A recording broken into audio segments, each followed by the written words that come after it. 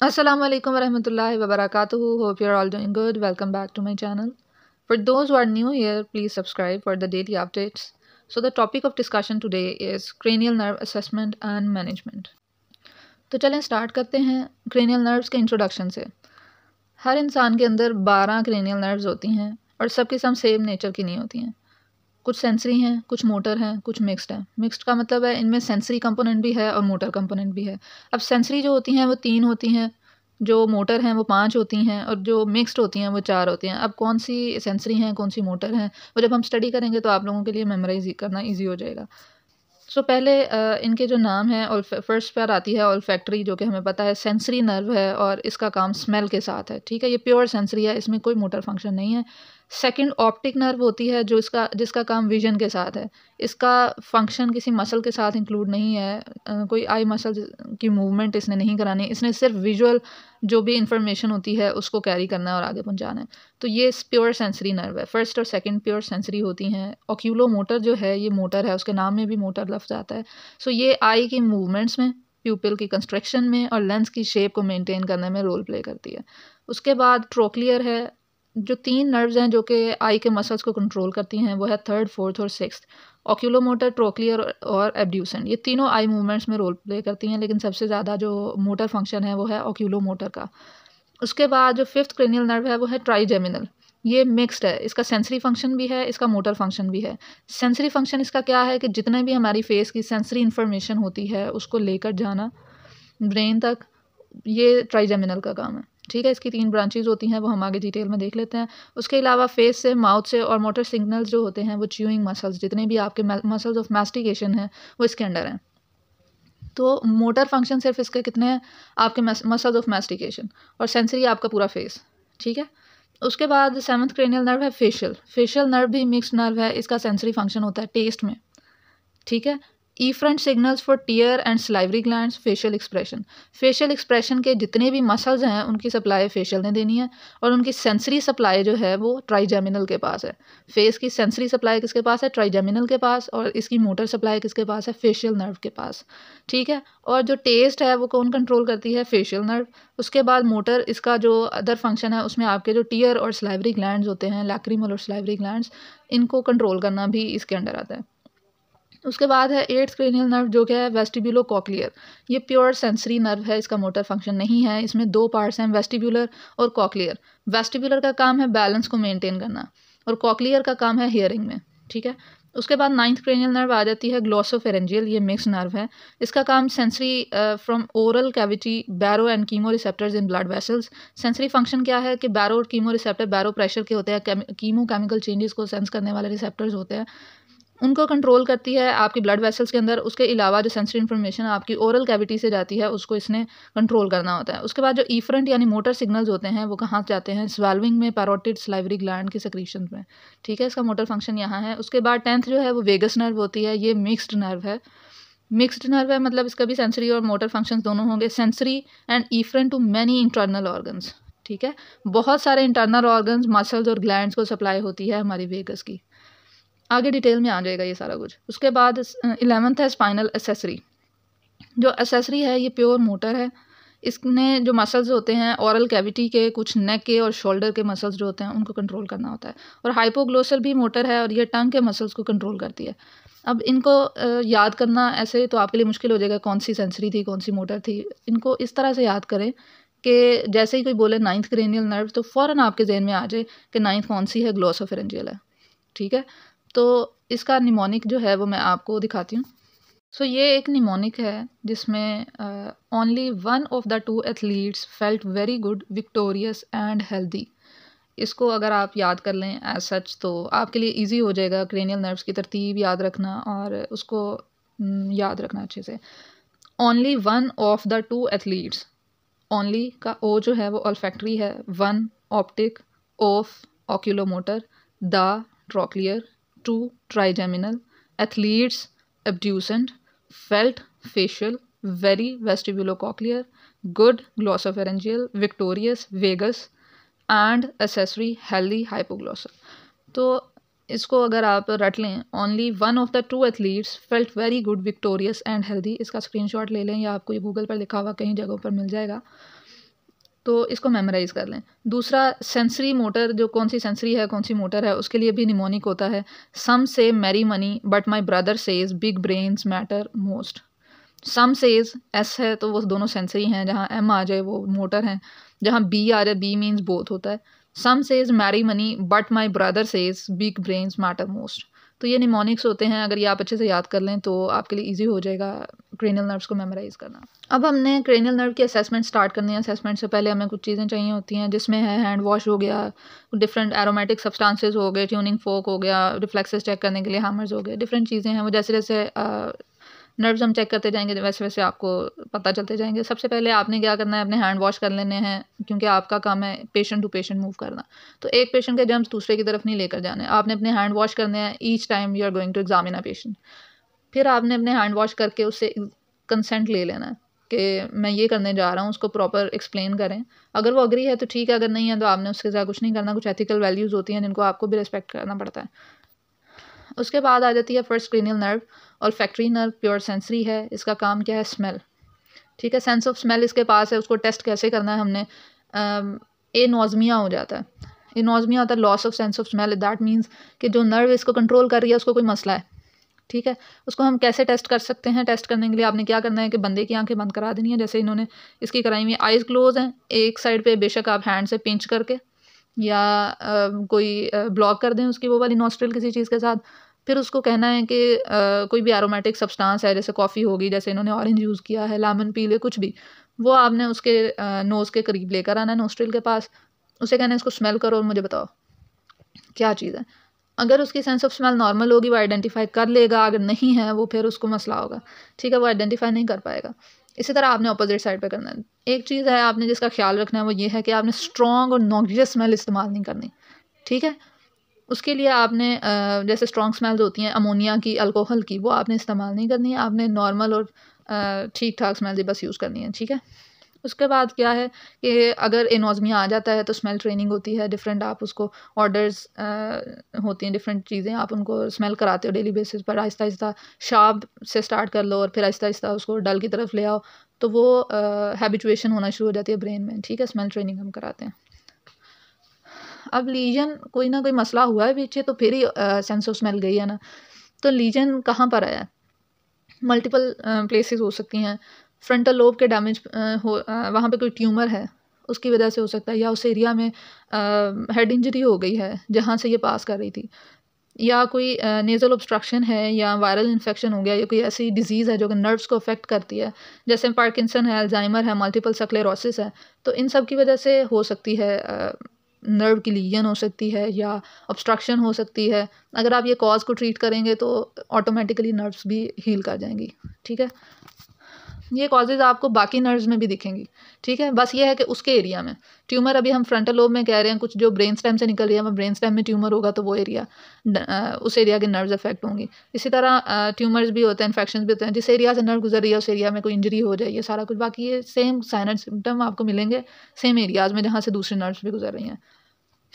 उसके बाद आ जाती है second cranial nerve, optic nerve है। इसका काम विजन में है।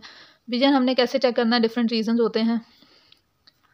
हमें सबसे पहले विजुअल एक्यूटी देखनी है। विजुअल एक्यूटी के लिए हम स्नेलन चार्ट इस्तेमाल करते हैं। स्नेलन चार्ट सामने पड़ा होता है, 6 फीट के डिस्टेंस पे आप बैठे हुए होते हैं, और पेशेंट जो होता है उसको, अगर वो ग्लासेस यूज़ करता है या कोई भी विजुअल एड्स हैं उसके, उसको वो पहना कर आपने बिठाना है। उसके साथ भी आपने उसकी विज़न चेक करनी है, उसके बगैर भी आपने उसकी विज़न चेक करनी है। चीज़ें ये डिफरेंट लेटर्स लिखे हुए हैं, वो रीड कर ले, कहाँ तक वो रीड करता है वो हमने देखना होता है, नोट डाउन करना होता है। इसे हम उसकी विजुअल एक्यूटी चेक करते हैं। उसके बाद हमने उसकी कलर विजन चेक करनी होती है। कलर विजन के लिए आप क्या कुछ लोग ऐसे होते हैं जिनको कलर ब्लाइंडनेस होती है, जैसे ये इशारा चार्ट इसको हम कहते हैं। डिफरेंट कलर्स में डिफरेंट कलर से नेम लिखा होता है, कोई चीज़ बनी हुई होती है, कोई नंबर लिखा होता है, जैसे अभी 74 लिखा हुआ है। तो जिनको कलर ब्लाइंडनेस होगी या कलर इश्यूज़ होंगे वो इसको रीड नहीं कर पाते। ठीक है, हम इशारा चार्ट देते हैं, उसको रीड कराते हैं, तो हमें इससे कलर विजन का अंदाज़ा हो जाता है। उसके बाद हमने विजुअल फील्ड चेक करनी होती है। विजुअल फील्ड चेक करने के लिए आपने क्या करना है कि पेशेंट को अपने सामने बिठा के उसको कहना है कि जैसे ये फर्स्ट में देखें, आपने क्या किया, एक आंख अपनी भी बंद की हुई है, एक उसकी भी। अपनी क्यों बंद की है, क्योंकि आप रेफरेंस हैं। ठीक है, तो पेशेंट की भी बंद करा के आपने 4 क्वाड्रेंट्स में अपनी बाजू मूव करनी होती है, right left left up down, ठीक है, सारे क्वाड्रेंट्स में आपने अपनी ना बाजू मूव करनी होती है और उससे पूछना है फिर वहाँ लास्ट यानी जहाँ तक आपको लगता है कि यहाँ तक मुझे ठीक नज़र आ रहा है, आप एक फ़िंगर हिलाना शुरू कर देते हो और उससे पूछते हो कि कौन सी फ़िंगर हिल रही है। पेशेंट ने आँख उस तरफ करके या फेस उस तरफ नहीं करना है, उसका फेस आपके फेस की तरफ है, ठीक है, वो आइडेंटिफाई करता है आपकी मिडल फिंगर है, आपके रिंग फिंगर है, कौन सी फिंगर मूव कर रही है। तो ये होता है विजुअल फील्ड। फिर विजुअल इन अटेंशन क्या होता है कि आप at a time 2 fingers move करते हो, ठीक है, और फिर उससे पूछते हो, फिर उनको अगर वो आइडेंटिफाई करते हैं तो ठीक है, नहीं तो फिर इशू होता है। फिर आपने विजुअल रिफ्लेक्सेस चेक करने होते हैं। रिफ्लेक्सेस चेक करने के लिए क्या करना है कि ये इन्होंने हाथ रखा हुआ है। हाथ रखने का मकसद ये है कि अगर एक आंख में लाइट जा रही है तो दूसरी में बिल्कुल ना जाए। फिर आपने क्या है कि जब लाइट डालनी है तो आपकी आइज़ जो प्यूपिल्स होते हैं वो कंस्ट्रिक्ट करते हैं या रिलैक्स करते हैं, क्या करते हैं वो आपने नोट करना है, ठीक है। ये भी नोट करना है कि राइट में अगर डाला है तो रिफ्लेक्सिवली दूसरी तरफ मूव कर रहा है कि नहीं, ठीक है, ये आपने नोट डाउन करना होता है। फिर फंडोस्कोपी से आपने देखना होता है, दोनों आइज़ को देखना है, हमेशा बाईलैटरल चेक करते हैं। उसके बाद ये उन्होंने कुछ पॉइंट्स पर बताया हुआ है कि किस पॉइंट पर क्या लीजन होता है। फ़र्स्ट ऑफ़ ऑल अगर ये पाथवे आप समझें तो ऑक्सीपिटल लोब हैं नीचे 2 बने हुए हैं, एक ब्लू कलर में एक ऑरेंज में। यहाँ से ऑप्टिक रेडिएशंस निकल रही हैं, ठीक है। आगे जाके गोल सा बना हुआ है जेनिकुलेट न्यूक्लियस, वहाँ तक जाती हैं, फिर वहाँ से ऑप्टिक ट्रैक निकलता है, ऑप्टिक कियाज़मा जहाँ क्रॉस कर रही हैं, फिर आगे ऑप्टिक नर्व बनती है और वो जाके आपके रेटिना को सप्लाई कर रही है, ठीक है। अगर डायरेक्ट आपकी ऑप्टिक नर्व को मसला हुआ है तो कैसा विजन लॉस कैसा होगा। ये जो फर्स्ट पे 1 लिखा हुआ है, अगर आप अपने राइट साइड पर देखें तो एक आंख बिल्कुल ब्लैक हो गई है और एक से आपको नज़र आ रहा है। जिस साइड की ऑप्टिक नर्व कट जाएगी विजन लॉस हो जाएगी कंप्लीट उस आंख की, ठीक है। इसे हम कहते हैं टोटल लॉस ऑफ विजन। उसके बाद सेकंड है बाई टेम्पोरल हेमिनोपिया। ये किस वजह से होता है, ऑप्टिक कियाज़मा। ये सेकंड नंबर जो इन्होंने ड्रॉ किया हुआ है, ये जहाँ डी का सेट कर रहे हैं, अगर यहाँ पे ऐसा होता है कियाज़मा के लेवल पर अगर लीजन आ गया तो दोनों साइड्स पर आपकी विजन लॉस हो जाएगी। लैटरल साइड पर बाई टेम्पोरल है, ठीक है, टेम्पोरल साइड की जो होती है, लैटरल साइड की आपकी विजन लॉस हो जाएगी, आपके मीडियल साइड रहेगी लेकिन लैटरल साइड दोनों तरफ की चली जाएगी, ठीक है। इसे कहते हैं बाई टेम्पोरल हेमिनोपिया। हेमिनोपिया होता है हाफ विजन लॉस। उसके बाद होता है होमोनिमस हेमिनोपिया। अगर ऑप्टिक ट्रैक के लेवल पर लीजन आता है, जिसे हम नंबर 3 लेबल किया हुआ है, ऑप्टिक ट्रैक का अगर लीजन आता है तो सेम साइड, यानी अगर लेफ्ट अफेक्ट हुआ है तो ऑपोजिट साइड, क्योंकि आगे जाकर डी का सेट कर रहे हैं ना, तो राइट अफेक्ट हुआ है तो लेफ्ट साइड की दोनों सेम साइड की, यानी लेफ्ट साइड की विजन चली जाएगी अगर राइट साइड पे डैमेज हुआ है तो। जैसे ये आप देख रहे हैं नंबर 3 पे कि नंबर 3 पे ऑप्टिक ट्रैक का डैमेज आया है लेफ्ट साइड पे, तो राइट साइड दोनों साइड आंखों की चली गई है, ठीक है। पर्सन अपनी राइट साइड नहीं देख सकता, उसकी राइट साइड मिसिंग हो गई। इसी तरह अगर लीजन आता है अपर क्वाड्रेंट होमोनिमस, हम किसे कहते हैं, अगर लीजन आए temporal lobe optic radiation involvement, ये नंबर 4 है, इसे ऑप्टिक रेडिएशन कहते हैं। ऑप्टिक रेडिएशन के लेवल पे अगर आ जाता है लीजन तो अपर क्वाड्रेंट मिसिंग हो जाएगा आपका, ठीक है, जैसे यहाँ नंबर 4 बताया हुआ है। इसी तरह अर्ली स्टेज ऑफ कियाज़मल कंप्रेशन, अगर कियाज़मा के लेवल पर, जहाँ नंबर 5 लिखा हुआ है, अगर कियाज़मा के लेवल पर होता है तो लोअर क्वाड्रेंट मिसिंग हो जाएगा, ठीक है, अपोजिट साइड का। तो ये कुछ आपको समझाने के लिए था। अगर आपको विज़न देखकर ही हम पेशेंट की बता देते हैं कि उसको 4 क्वाड्रेंट्स में हम इसलिए चेक कर रहे हैं कि अगर उसके यानी 3 क्वाड्रेंट्स ओके हैं, एक क्वाड्रेंट उसका मिसिंग है, दैट मीन्स कि वो अपर क्वाड्रेंट है, तो हम कह देंगे कि टेम्पोरल लोब के लेवल पर लीजन आया हुआ है, ठीक है, टेम्पोरल लोब ऑप्टिक रेडिएशन के लेवल पर। और अगर उसका लोअर मिसिंग है तो हम कह देते हैं अर्ली स्टेज ऑफ कियाज़मल कंप्रेशन, कियाज़मा के लेवल पे कहीं कंप्रेशन है। हम लीजन की साइट आइडेंटिफाई कर लेते हैं सिर्फ उसकी विजन। उसके बाद आ जाते हैं हमारे 3rd, 4th और 6th क्रेनियल नर्व आ जाती हैं। 3rd है ओक्यूलोमोटर, 4th ट्रोक्लियर और एब्ड्यूसेंट। ये तीनों जो नर्व्स हैं इनका काम आई की जो मूवमेंट्स हैं उनमें है, ठीक है। ओक्यूलोमोटर का मेजर रोल है, ट्रोक्लियर और एब्ड्यूसेंट जो होते हैं इनके माइनर रोल्स होते हैं। अब अगर आप ये देखें, ये डिफरेंट मसल्स को सप्लाई करती हैं। ये एक ट्रिकी क्वेश्चन होता है। सुपीरियर रेक्टस और इंफीरियर रेक्टस दोनों को सप्लाई है ओक्यूलोमोटर की। सुपीरियर रेक्टस आई की अपवर्ड मूवमेंट करता है, इंफीरियर रेक्टस डाउनवर्ड मूवमेंट करता है। फिर आ जाता है मीडियल और लैटरल रेक्टस। मीडियल रेक्टस जो है वो मीडियल साइड की मूवमेंट करता है, लैटरल रेक्टस जो है वो लैटरल साइड की। लेकिन मीडियल को सप्लाई ओक्यूलोमोटर की है, 3rd नर्व की है, और लैटरल को 6th नर्व की है। इसके लिए एक न्यूमोनिक यूज़ किया जाता है LR6, ठीक है। एब्ड्यूसेंट के पास एक ही मसल है, वो है लैटरल रेक्टस, तो LR6 इसको कहते हैं। उसके बाद इंफीरियर सुपीरियर एब्लीक मसल्स आ जाते हैं। इंफीरियर ओब्लीक मसल जो है ओक्यूलोमोटर के पास है और इसकी मूवमेंट आई की अपवर्ड मूवमेंट कराता है ये, ठीक है। और जो सुपीरियर रेक्टस है ये ट्रोक्लियर नर्व के पास है, फोर्थ क्रेनियल नर्व के लिए, और इसके पास सुपीरियर ओब्लिक, और इसका जो निमोनिक होता है उसको हम कहते हैं SO4। ठीक है, SO mean superior oblique, fourth के पास है, फोर्थ क्रेनियल नर्व के पास है। LR6 और SO4 ये आपने याद रखने हैं। उसके बाद इन्फीरियर ओब्लिक और सुपीरियर ओब्लिक मैंने आपको बता दिया, ये आई की एंगल में मूवमेंट कराते हैं, वो मैं आपको एक दिखाती हूँ। चार मसल्स हैं इसमें है superior rectus, inferior rectus. Superior rectus जो है इसने अपवर्ड और लैटरल मूवमेंट करनी होती है आई की। ठीक है, इन्फीरियर रेक्टस ने डाउनवर्ड और लैटरल मूव करनी होती है। इन्फीरियर ओब्लिक जो है इसने अपवर्ड और मीडियल मूवमेंट करनी होती है, और मीडियल रेक्टस जो है उसका काम तो मीडियल ही है। तो ये चार मसल्स इसके पास हैं।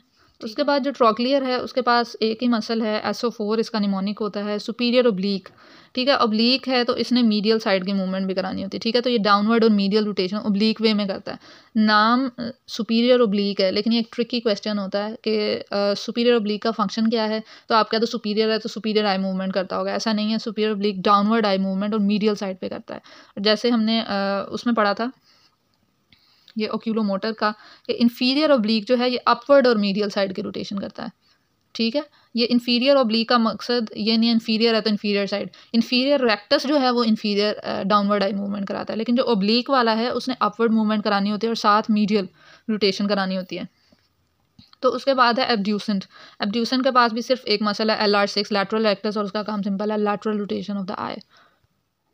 अब आ जाती है कि आपने असेसमेंट कैसे करनी है। अब हमने ये तो हमें पता चल गया कौन सी नर्व जो है किस मसल को सप्लाई कर रही है, कौन सी आई मूवमेंट आएगी जिससे हमें पता चल जाएगा फलानी मूवमेंट अगर चली गई है दैट मीन्स फलानी नर्व इन्वॉल्व है। सो आपने क्या करना है कि पेशेंट को अपने सामने बिठा लेना है, उसको कहना है कि आपने अपना हेड स्टिल रखना है, आपने उसके सामने खड़े हो जाना है, अपनी फिंगर से H ड्रॉ करने हैं 2। ठीक है, उसको कहना है कि जैसे जैसे मैं ड्रॉ करती हूँ आपने अपनी आईज से इसको फॉलो करना है। ठीक है, अगर वो H ड्रॉ करने का मतलब है आपका हैंड हर क्वाड्रेंट में जा रहा है, हर तरफ जा रहा है, राइट भी जा रहा है, लेफ्ट भी जा रहा है, ओब्लिक भी जा रहा है, हर डायरेक्शन में जा रहा है। सो जब आप ये ड्रॉ करते हो अगर उसकी आइज़ जो हैं कहीं पे आपको लगता है ये फॉलो नहीं कर रही, दैट मीन्स उस साइड के मसल्स इन्वॉल्व हैं, और वो नर्व का आपको अंदाजा हो जाता है कौन सी नर्व इन्वॉल्व है। ठीक है, जैसे ये हैं उसके सामने खड़े होकर पेशेंट अपनी आइज़ मूव कर सकता है लेकिन अपना हेड मूव नहीं कर सकता। उसके बाद इसकी मैनेजमेंट आपने कैसे करनी होती है, ब्लिंकिंग एक्सरसाइजेज हमने उनको कराना होती हैं। पेशेंट को कहना है रेस्ट फॉर योर आइज़। ये जो ब्लिंकिंग एक्सरसाइजेज होती हैं ये आपकी आंखों के लिए रेस्टिंग एक्सरसाइजेज हैं। ठीक है, जब भी हम कभी थक जाते हैं या ज़्यादा देर स्क्रीन यूज़ करते हैं हम अपनी आंखों को ब्लिंक करके रेस्ट देते हैं। ठीक है, ये रेस्टिंग एक्सरसाइजेज होती हैं। Blinking improves symptoms of digital eye strain, dry eye and blinking habits. A 10 second of blinking exercise every 20 minutes. मुझे कहना है कि रेपिटेशन बार बार ब्लिंकिंग की करनी है आपने, हर 20 मिनट के बाद 10 दफ़ा कर लें, 10 सेकंड कर लें। ठीक है, उसके बाद आई मूवमेंट में क्या होता है, आई को आपने क्या करना है, अप एंड डाउन उनको मूव कराना है 3 दफ़ा, ऊपर नीचे करा के देन उसको कहना है कि अब स्लोली, अब रुक जाओ, अब राइट टू लेफ़्ट। ठीक है, हर ये जो है एक्सरसाइज 3 टाइम्स मूव करके फिर रेस्ट। ठीक है, ये दूसरी एक्सरसाइज होती है। थर्ड होती है फिगर ऑफ 8। उनको कहना है आपने इमेजिन करें कि आपसे दूर कहीं 8 to 9 फीट ना दूर आपने कोई बड़ा सा 8 इमेजिन करना है और आपने अपनी आइज़ से वो 8 ड्रॉ करना है। ठीक है, और 30 सेकंड्स एक डायरेक्शन में करके देन आपने डायरेक्शन चेंज कर देनी है। ये कुछ आई मसल्स की एक्सरसाइजेज होती हैं जो आपने करानी होती हैं। उसके बाद फोकस चेंज होता है। Hold your finger a few inches away from you and focus the gaze on it, then focus on another thing away from you, you return the gaze to your finger. ठीक है, focus exchange में क्या होता है कि आपने अपनी finger पे फोकस करना है।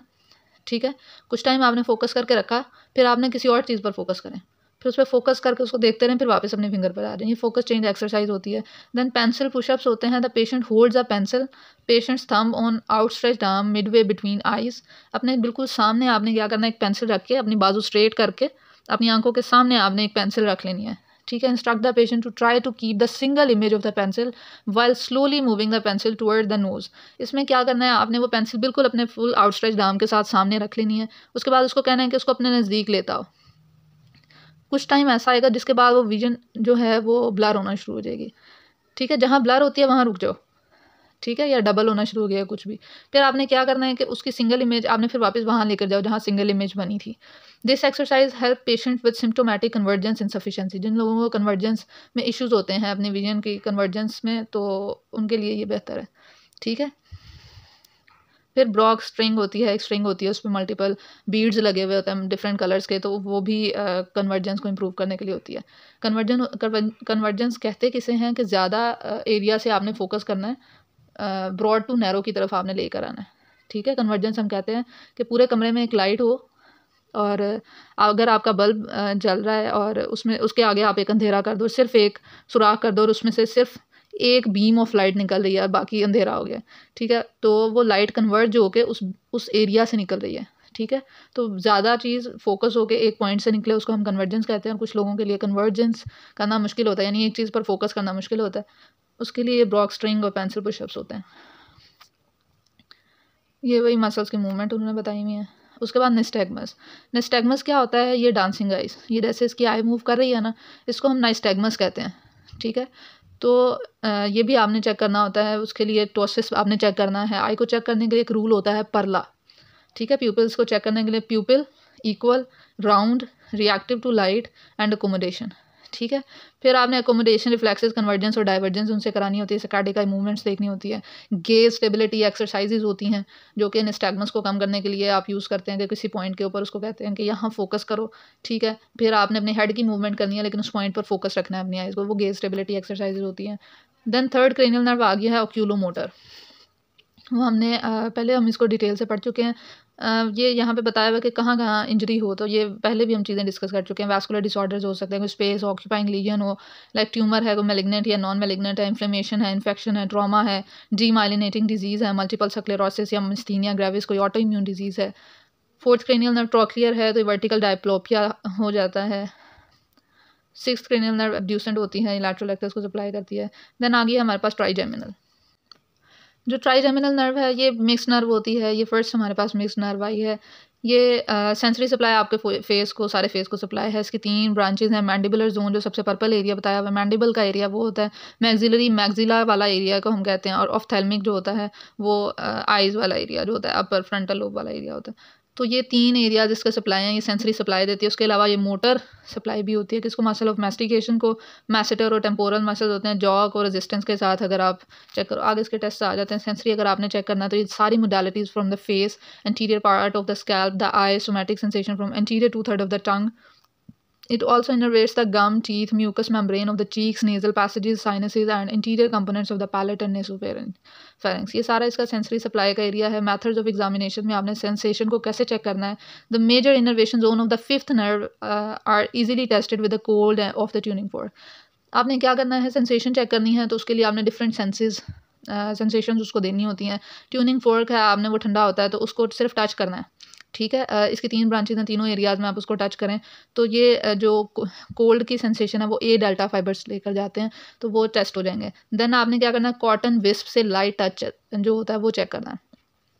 ठीक है, लाइट सा वो कॉटन लगाना है आपने तीनों एरियाज़ में और देख लेना है कि सेंसेशन नॉर्मल है या नहीं है। अगर फर्ज करें मैंडिबुलर में सेंसेशन नहीं आ रही, दोनों में आ रही, दैट मीन्स मैंडिबुलर ब्रांच का इशू है, पूरी नर्व का इशू नहीं है। ठीक है, और पिन प्रिक जो होती है वो यानी पेन की सेंसेशन जो होती है, पिन आपने उसको थोड़ी सी पिंच करनी है तो ये सी फाइबर्स लेकर जाते हैं। उसके अलावा आपने कॉर्नियल रिफ्लेक्स भी चेक करना होता है। 3 सेंसरी ब्रांचेज हैं, वो हमने बता दिया कि तीनों एरियाज़ आपने चेक करना है। वो 3 एरियाज़ क्या होते हैं? Around the jaw line, on the cheek and on the forehead. ये आ गया, आप पिक्चर्स में आ गया है कि ऑफ्थेल्मिक के लिए वो फोरहेड पे टच कर रही है और चीक पर मैक्सिलरी ब्रांच को चेक कर रहे हैं और मैंडिबुलर के लिए मैंडिबल पर टच करके आप चेक कर रहे होते हैं। Corneal reflex क्या होता है? Should also be examined as the sensory supply to the cornea is from this nerve. Do this by lightly touching the cornea with the cotton wool. This should cause the patient to shut their eyelids. ठीक है, आपने हल्का सा उसको touch करना, ये नहीं है कि पूरा ये कॉटन आपने उसकी आंख में घुसा देना है। हल्का सा उसकी आइज़ को अगर आप टच करें वो ब्लिंकिंग करेगा, that is a corneal reflex. ठीक है, और ये ट्राइजेमिनल नर्व की वजह से होता है तो ये आपने चेक कर लेना है। उसके बाद मोटर इनर्वेशंस भी हैं इसकी। मैसेटर्स को, मीडियल और लैटरल टेरिगॉइड्स को होती है। Anterior belly of digastric and mylohyoid muscles को भी ये सप्लाई करती है। आपने क्या कराना है? क्लेंचिंग ऑफ द टीथ, उसे कहना ज़ोर से अपने दांत बंद करे। तो जब वो क्लेंचिंग करता है तो अब मैसेटर और टेम्पोरल इन्वॉल्व हो जाते हैं तो आपने वो फील, आपको वो क्लेंच करेगा, उसकी मसल की स्ट्रेंथ जो है आपको फील हो जाएगी। ठीक है, आपने फील करनी है। जॉग और रेजिस्टेंस के साथ अगर आप रेजिस्टेंस देते हैं यानी तो कि रेजिस्टेंस देके उसे कहते हैं क्लोज करो, तो वो आप टेरिगॉइड्स चेक कर रहे हो। ठीक है, साइड मूवमेंट्स चेक करो तो ऑपोजिट टेरिगॉइड चेक होते हैं।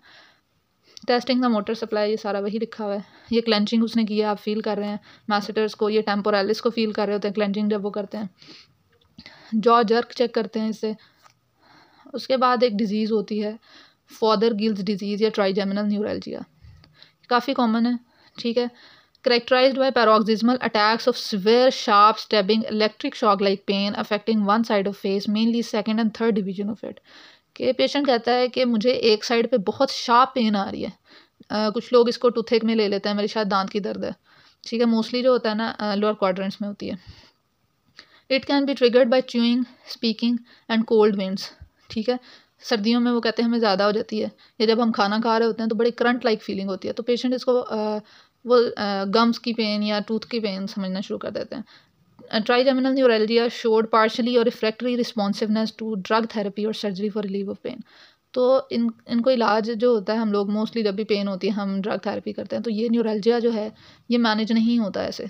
ठीक है, तो इसकी ट्रीटमेंट क्या होती है, टेंस लगाना होता है.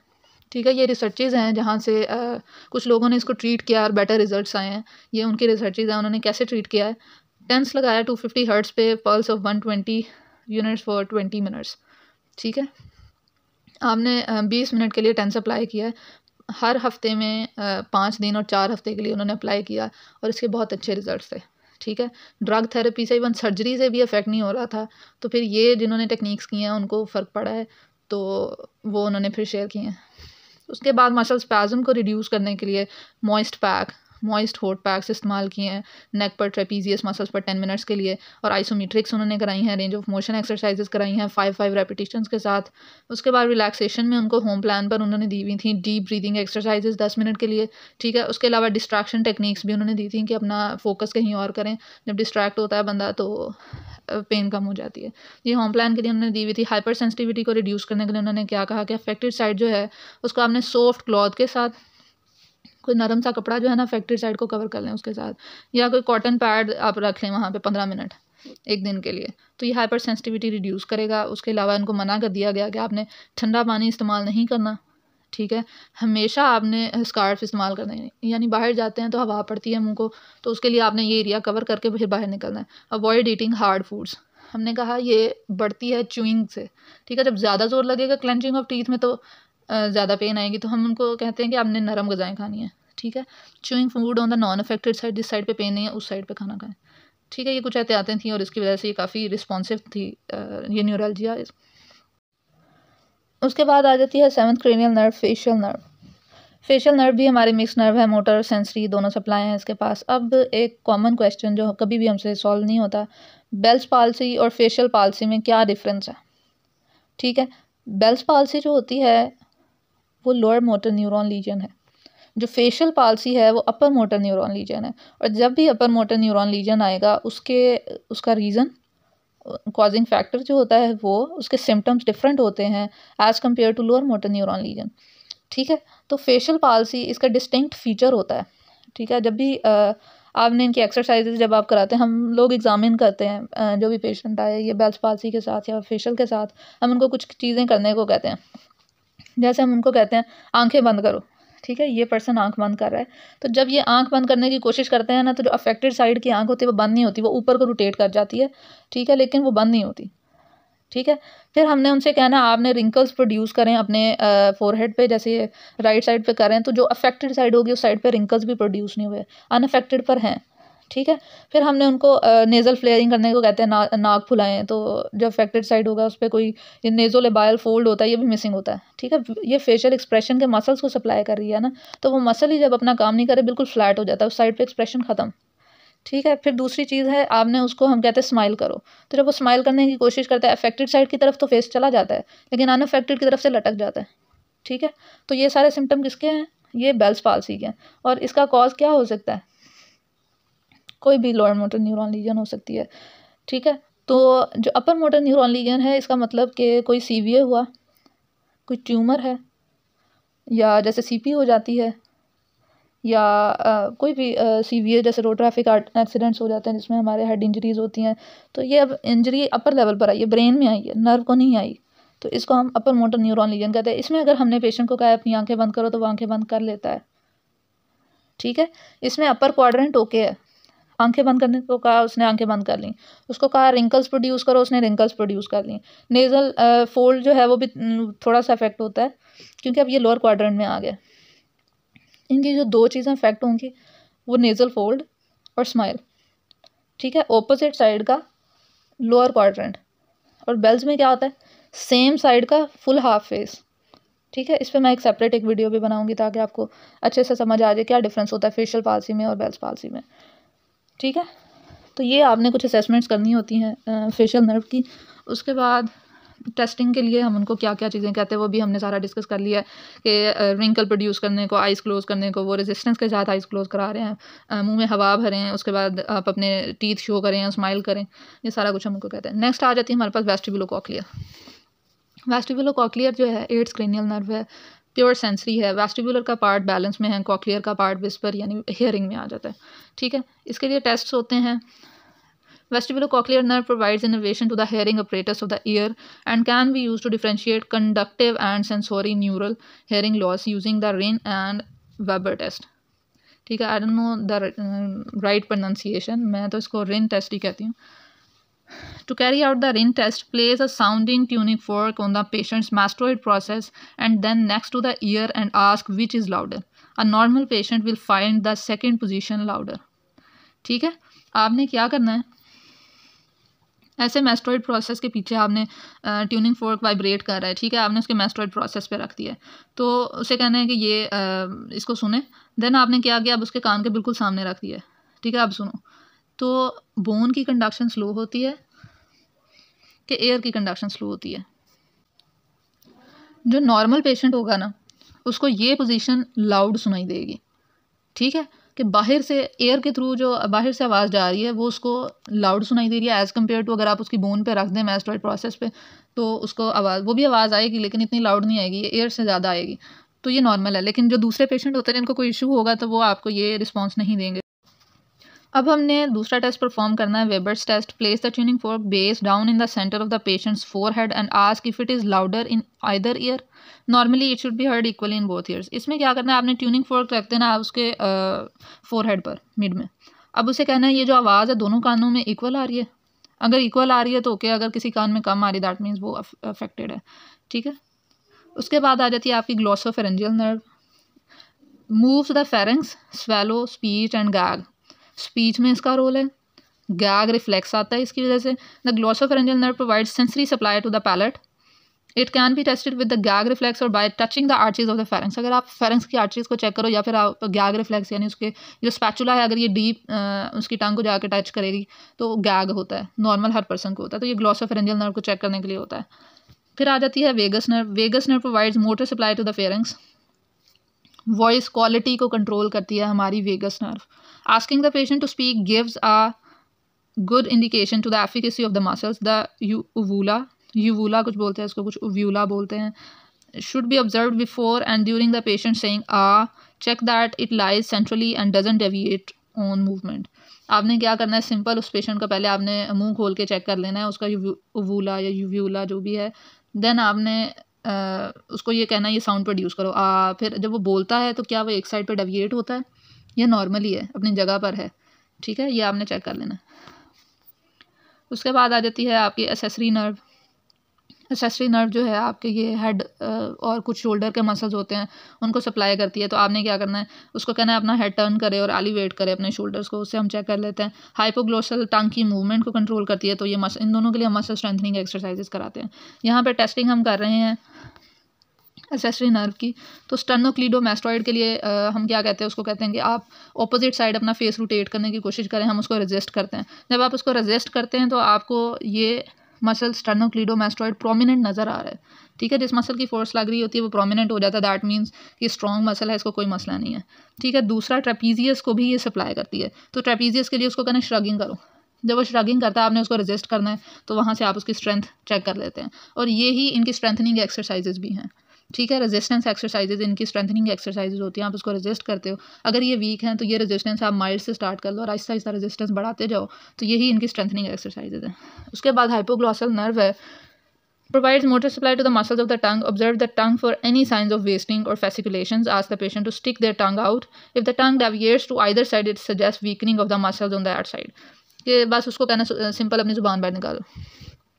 नॉर्मल है कि एक साइड पर चली गई है या लड़खड़ा रही है, कोई भी फैसिकुलेशन या आपको कुछ भी अब नॉर्मल नज़र आता है, लाइक वो लेफ्ट साइड पर चली गई, राइट साइड पर चली गई, दैट मीन्स उस साइड के मसल्स इन्वॉल्व हैं। ठीक है, बस ये इतना ही था। आई होप कि आपको समझ आई होगी कि कैसे हमने क्रेनियल नर्व्स को मेमोराइज़ करना है, उनको कैसे याद रखना है, असेसमेंट कैसे करनी है उनकी, उसके बाद उसकी मैनेजमेंट भी मैंने साथ साथ करी है कि आपको असेसमेंट मैनेजमेंट सब कुछ आपको साथ साथ आ जाए।